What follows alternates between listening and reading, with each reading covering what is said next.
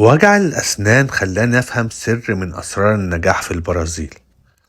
مش أقوى دكتور هو اللي معاه شهادة، أقوى دكتور هو اللي بنى اسمه. صحيت من النوم وأسناني وجعاني وجع مش طبيعي، النوع اللي يخليك مش عارف تاكل ولا تركز ولا حتى تبتسم. قلت خلاص مفيش حل غير دكتور مشهور. اخترت واحدة من أشهر دكاترة الأسنان هنا في البرازيل. أول ما دخلت العيادة حسيت إني دخلت مستوى تاني. قبل ما تبدأ أي حاجة شرحت كل خطوة، عملت أشعة رقمية، قالت لي المشكلة فين والحل إيه والتكلفة كام. هنا فهمت حاجة مهمة، مجال الأسنان في البرازيل مش هزار. ليه المجال قوي كده؟ البرازيل من أقوى الدول عالميا في تجميل الأسنان وزراعة الأسنان. الناس هنا تهتم جدا بالابتسامة. الابتسامة جزء من الثقة والشخصية. السوق ضخم والمنافسة قوية، بس الأرباح كبيرة جدا.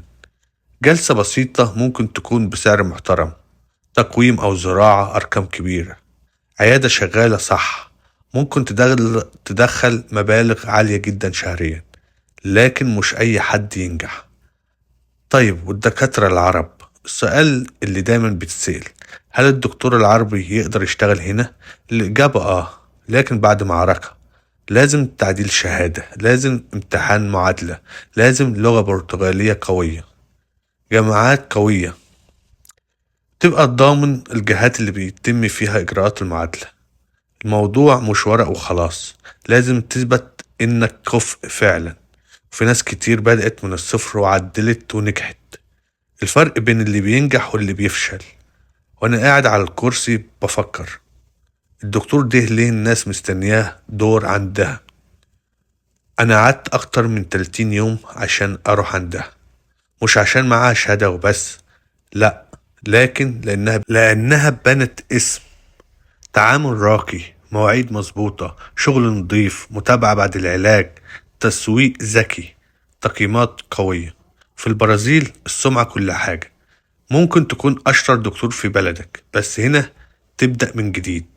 الرسالة المهمة، أي حد بيفكر يجي البرازيل في مجال الأسنان لازم يفهم، دي مش بلد تجيب فلوس بسرعة وتمشي، دي بلد تبني فيها اسم على المدى الطويل.